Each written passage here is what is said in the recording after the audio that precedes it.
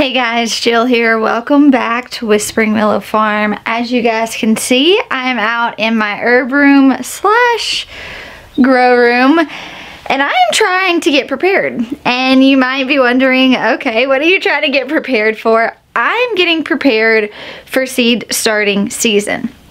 Now, I start all of my things towards the end of January. So for me, December is the month, which we are approaching December.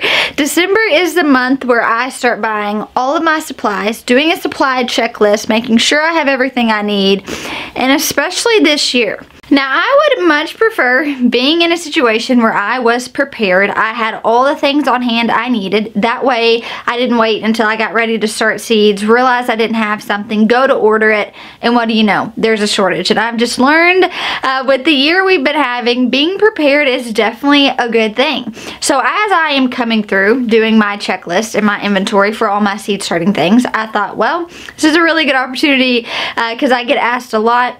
Different trays we use, kind of just our entire setup for starting seeds.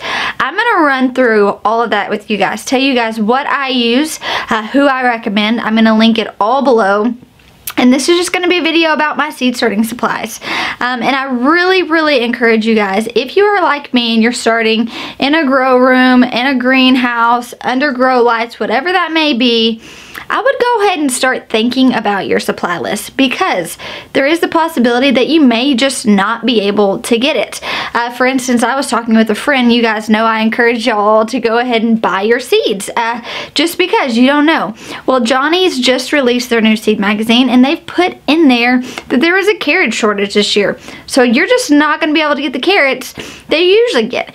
And that seems wild because we've been growing and buying carrots for years and years. But as we all know, this year has thrown us quite the little curve. So we're just trying to ride that wave and be prepared. So with that being said, grab your cup of coffee or your hot cup of tea and let's get started.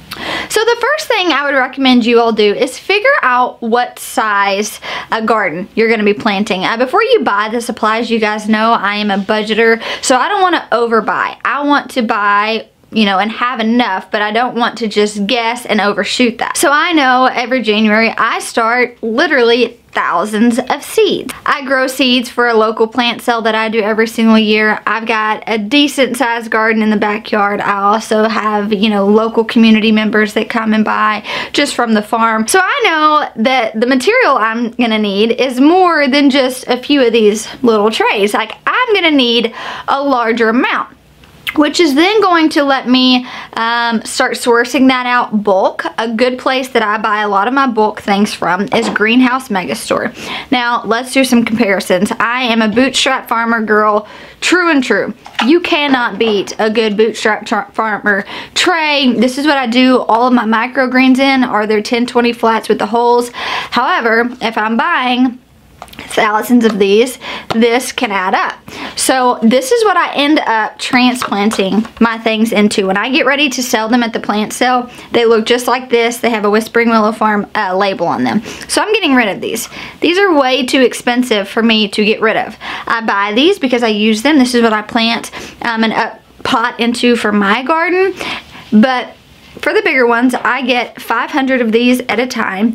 They come from Greenhouse Megastore. You guys can see they're flimsy. Absolutely, they're flimsy. But people aren't resaving these. When people are buying these from the plant store, they're planting them, and most of the time they're just throwing them away. I also buy these deep 10-20 flats. You guys can see they're deep, and what I do is when I pot them up, I stick them in here and then I bottom water. You're really not wanting to do anything overhead just because you don't want them to get like any sort of disease. It's much easier on the plant, especially when they're just establishing, to bottom water. So I have a bunch of these. These are the heavy. So with Greenhouse Megastore, they go like, I don't know, light, medium, heavy, extra heavy, and the price goes up depending on what you choose.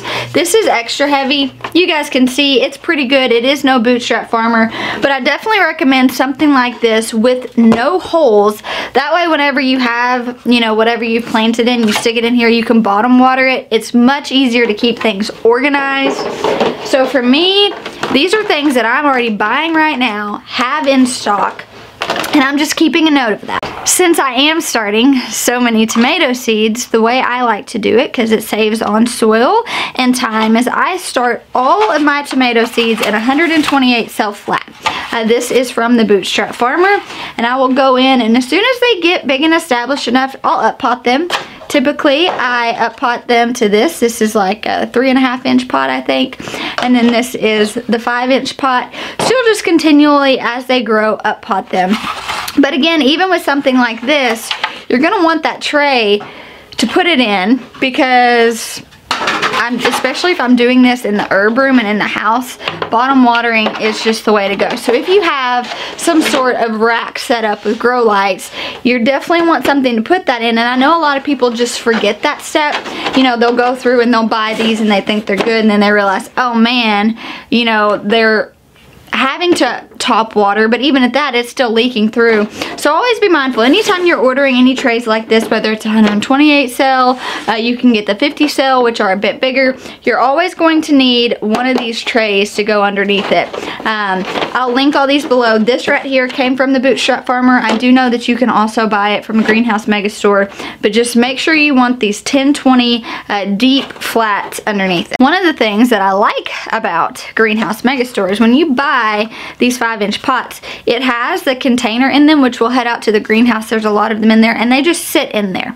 So for me, when I'm thinking about transporting, so my plant cell that I do is an hour from where I live. So for me, I like the fact that these sink right into that flat and they're not going anywhere. It's a lot easier to kind of maneuver around in a vehicle, especially in the greenhouse. It's a lot easier. I do know that the Bootstrap Farmer also does that with these too. You guys just go and look and figure out what's going to be best for you. For these, I take really good care of them. I sanitize and wash all my stuff after each season, let them dry out really well. These have lasted me for years and years. I mean, I think I've had these for like 4 or 5 years now. So obviously when you're thinking about an investment point, this makes sense to me. Let's head out to the greenhouse though, because there just are some other things I want you guys to be mindful of. We're going to be talking about grow lights as well.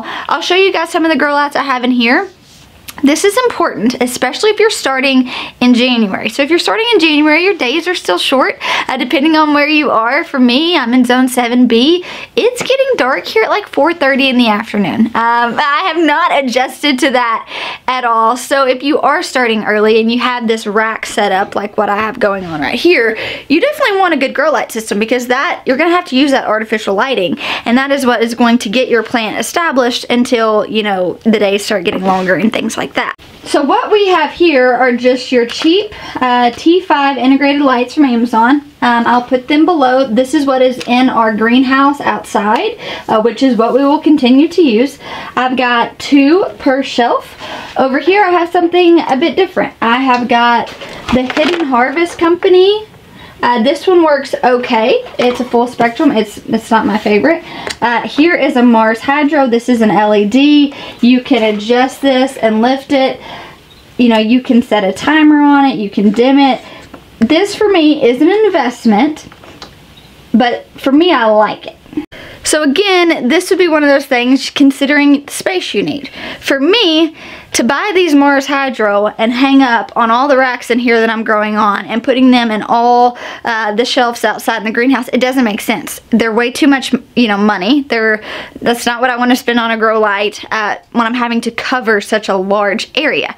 But if you're just doing one rack, maybe that is the way to go, because it works amazing. It'll last forever and forever. You know, these T5 integrated lights, or if you get a T8 integrated light, they're not going to last long. But you're like, well, I didn't pay much for it. I'll get however many seasons out of it I can. You know, I'll just call it a wash and move on. But I think that that's good when you figure out where you're at in the beginning, the price point you want to spend, how much you're wanting to grow. It just tells you a lot. It allows you to set up your season successfully.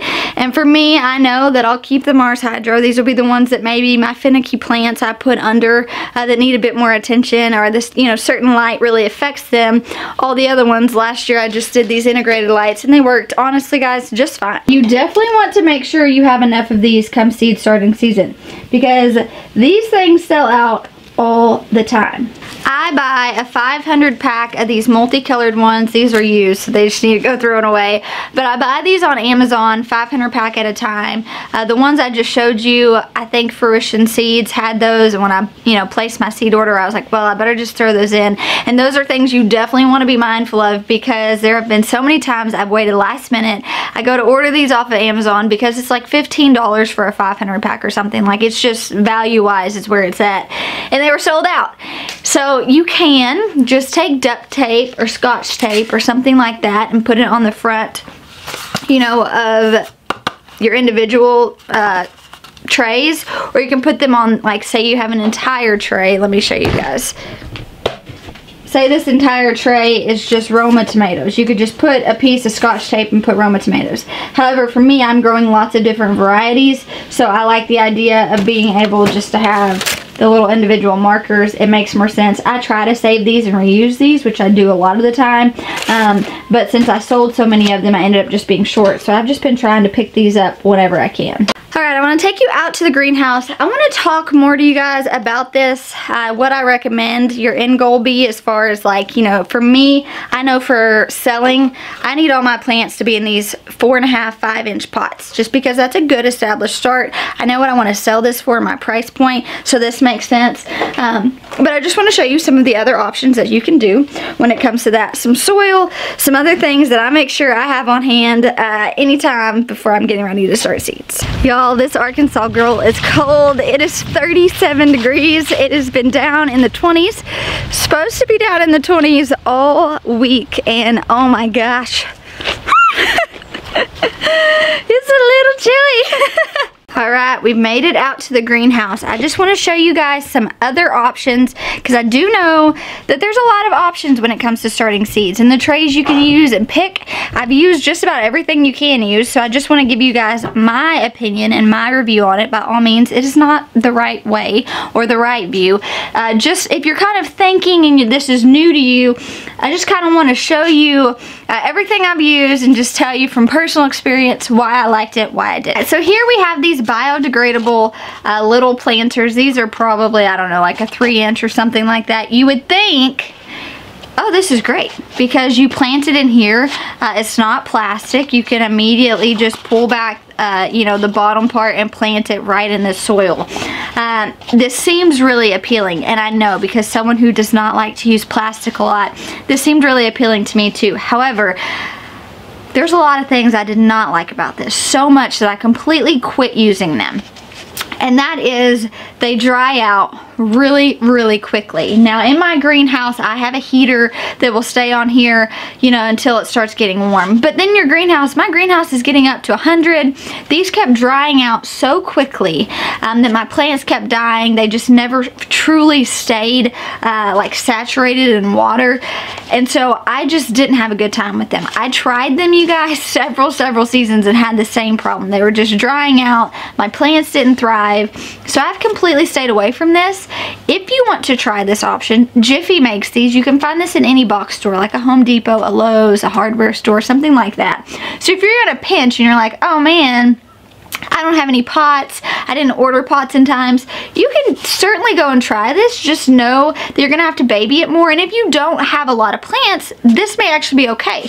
For me, having thousands of these, I couldn't afford to take the risk of them not all doing really well. But these biodegradable ones, they are an option. You can buy them on Amazon too. But for me personally, I just didn't love them. Alright, here are the trays that I was telling you guys about that these pots just stick right into. You guys can see, that's pretty nice. I like that a lot. Literally, like I said, for traveling, this is really handy. I was able to buy this in bulk, which for me was really nice. The only downfall to this is it is not high quality plastic. I have had a lot of these break. I've had to throw a lot of them away. But if you're in a place where you're trying to sell a lot of them, I would definitely recommend these from the Greenhouse Megastore. Now for flowers, this is typically what I do, because when I'm selling flowers at a plant sale, or if someone comes to my house to buy flower starts, I am not selling them by the single, because you don't find that at a box store, and you try to, for me anyways, I try to give people what they're used to, but with different varieties. So if someone goes to a nursery, they're going to typically buy flowers in a 6-pack. So that is what I try to replicate. Now you can start saving yours and just use these, which I've done this for several years. You will come in my greenhouse right now and find stacks and stacks of these used, either Bonnies or whatever it was that I have just saved. So you guys can do this. If you buy some or you had some from years past, just sanitize it, clean it good, store it well. These work perfect. I did, however, go on Amazon and buy a whole bunch of these.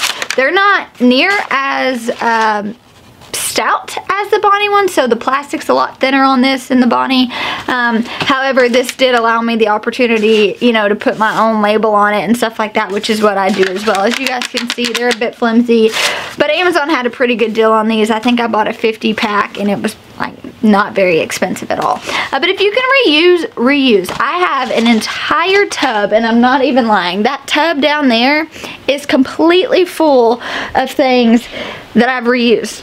For instance, Bonnie. Now I couldn't sell this at a plant sale because there's rules, and that goes against the rules. But there's no reason that I can't use this for myself, and instead of buying, you know, all the other ones for me, the more expensive ones, I could just, you know, save the ones that people have given me or that I've bought myself, which is what I do.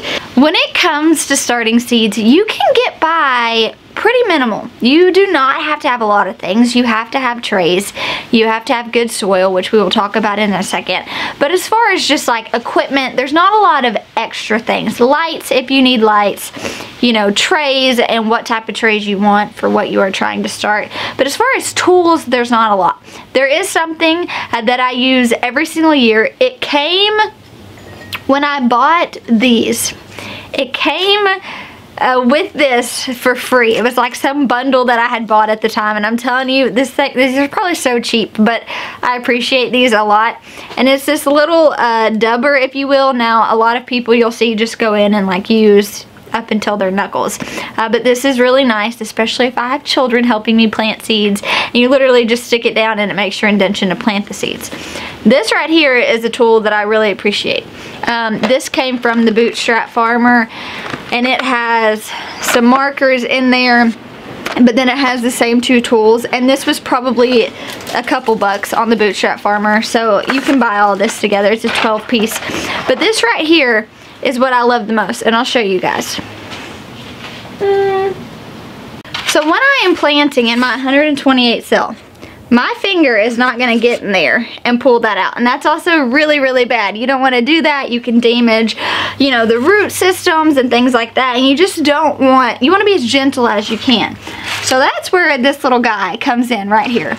You take this and you'll stick it in here and just literally lift it out. It is a game changer. You can also use the prongs and lift them out, whatever is easier for you. But I have found that this right here has saved my plants so many times. It's allowed me to be much more gentle, to not mess with the root system of the plants, and for this to be just a couple bucks, I would say, when you're trying to move things along quickly and up pot plants and you're doing hundreds or thousands of them, this little tool is worth its weight in gold. Alright guys, the last thing I want to talk to you about is soil. This is something that I personally believe you guys need to be sourcing out now, because not just in the year of 2020, every year past that I have waited until the last minute to buy seed starting soil, I've had no luck. It has been sold out. I have been left trying to make my own and it just not being quite right. For your seed starting mix, you want it to be light and fluffy and airy. In the years past that I've made it, I've had a lot of compost in there, and it's been just real like sandy, and it's dried my plants out, and it's just not been good. If you are going to make your own though, I definitely recommend Peat Moss, which I keep Peat Moss on hand. I use this brand right here, Majestic Earth, just a huge thing of Peat Moss. It is organic. I keep this on hand, and I typically will add this if I feel like this, you know, seed starting mix I bought needs a little something extra. So I would recommend, this was really cheap. It's a huge bag, so it's 3 cubic feet. I would keep this on hand just because it is great to have. You also want some sort of vermiculite or perlite, which is what I have right here. I bought this at Home Depot as well, and I want to say this bag, it's a pretty big bag, so it's 2 cubic feet, and I think I spent like $15, $16 on it maybe. So typically when you go to a box store, so say a Lowe's or a Home Depot, around seed starting time, you're gonna find like a Jiffy's seed starting mix, which is around like 12 quarts is what it is, and it's like anywhere from $10 to $13 or $14. Now, that's a really small bag. When you're thinking about how many bags you need, especially someone like myself, I need a lot of those bags, and it doesn't quite make sense. So I'm going to try to go ahead now and start sourcing those things out. I may talk to the person at that big box store and say, hey, can you buy me this bag bigger? Can I buy bulk? Because it just doesn't make sense. Or I'm going to try my darndest to replicate that seed starting mix to where I have a light, airy, fluffy mix. Now, I have used the Jiffy seed starting mix, and I actually really like it. This is really fluffy. It is honestly everything I could want in a seed starting mix, except for the fact that it's just not enough. I would just make sure that you try to find a brand that you trust in and you're happy with. Like Happy Frog is a great brand. We don't have that here in Arkansas. I cannot find that soil anywhere, but I know it's just what is readily available for people in California. So be mindful of that. Look at the back of the bag, see what's in it, know what you're comfortable with and what you're not comfortable with. For us, there is a Jiffy's organic, and it has things in it that I'm fine with buying. However, I just am looking for a bulk option. So maybe if you go to the store and you see this, just grab a bag here or there, stock up. That's usually what we do too. Anytime I'm at a box store like that, or I travel into town and I see it, I'm just gonna go ahead and grab a bag, stick it in my greenhouse. That way I know I have it, and then I'm not out a huge lump sum all at once either. This is something I've been trying to do, is find a big bulk seed starting mix. It is really hard. I know in Northwest Arkansas, like 3.5 hours from us, they have it available, but it's like huge, huge. There's no way we could even transport that back home to our farm. But these are things that I have just been thinking about. I've been thinking about a lot. How do I be prepared? What do I have on hand? What do I need to order? Am I going to be able to order it? So I just wanted to do this quick video, share those things with you guys. What I use, what I love, what I recommend, give you guys all the resources. That way you guys can go look and shop. I'll list it all below. But I hope this video was helpful for you guys. And at the end of the day, be encouraged. Like, you are growing food and you are starting food, and there may be bumps and hiccups, and you may not be able to get everything you want, but what you're doing matters and it makes a difference.